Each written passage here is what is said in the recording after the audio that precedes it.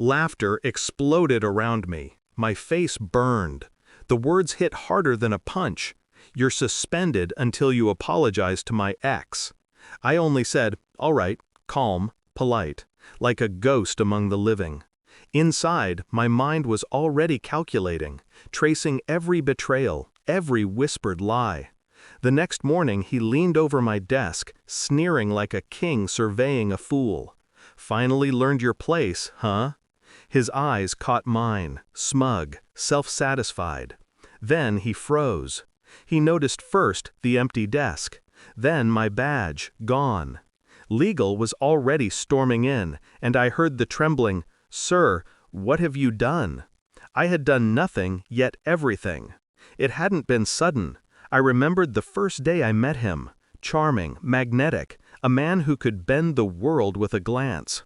I was young, naive, thinking love was a fortress. He was my world, my laughter, my compass. And I had handed him my trust, my career, my sanity in neat little boxes. I started noticing the cracks slowly. Late-night calls he hid, emails erased before I could see. Tiny inconsistencies, a perfume I didn't recognize, a calendar invite that disappeared. I wanted to scream, to rage, but I held my face still, collected, because losing my head was exactly what he expected. The proof came like a knife to the heart. His phone, a careless glance, a message left open, the one he thought I'd never see. Names, dates, smirks frozen in time. I didn't cry, I didn't flinch. I cataloged every betrayal, every weakness, every way to make him regret it. And then I planned, not like a storm, like winter, silent, patient, calculated. I didn't act until I had every domino lined up. I documented everything, contracts, emails, transfers, legal loopholes that would make a shark salivate. I mapped his alliances. His reputation was brittle. I would shatter it carefully, precisely. No noise, no chaos, only consequences he couldn't buy or beg away. Step by step, I dismantled his empire while smiling in meetings. I became untouchable, invisible. People laughed at me still, called me cautious, timid. The truth? I was always 5 moves ahead.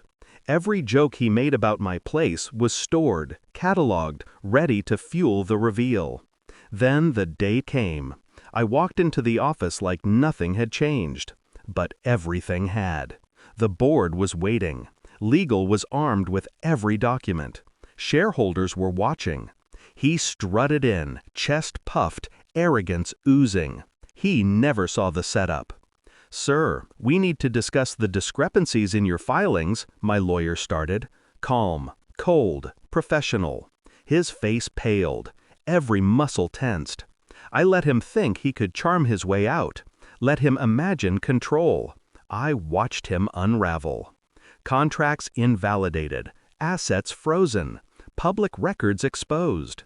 The laughter that once caged me now bounced off the walls around him.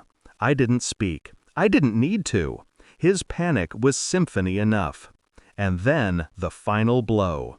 The company's internal memo displayed in front of the entire board.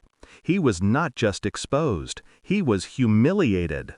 Every whispered betrayal, every manipulation now documented in corporate history.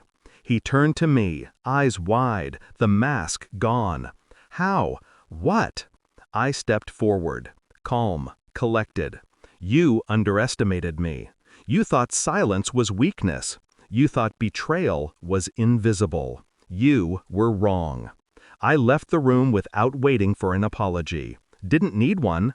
The system, the law, the people I had quietly aligned did the talking. Every threat he had made, every word he had shouted, echoed back to him, magnified, inescapable. Later, I walked through the office emptying my personal belongings. Not because I was leaving in defeat, but because I no longer belonged there. The air was lighter. The tension finally released. Freedom wasn't loud. It was a quiet satisfaction that ran deeper than vengeance. I remembered the day we first met again. The contrast was brutal. The boy who had promised the world had become a man caged by his arrogance. The woman who was called timid had become untouchable, precise, unstoppable. As I exited the building for the last time, the morning sun hit the glass doors. I inhaled slowly, calm, no tremor, no fear, only the taste of justice lingering like fine whiskey. He would rebuild someday, maybe, but he would never forget. Every whisper, every laugh, every confident smirk would be haunted by the quiet fury he had provoked. And that, I realized, was the sweetest victory. He would always remember my power, my patience, my silence. I didn't need applause. I didn't need revenge to shout. The world already knew. And he learned his place.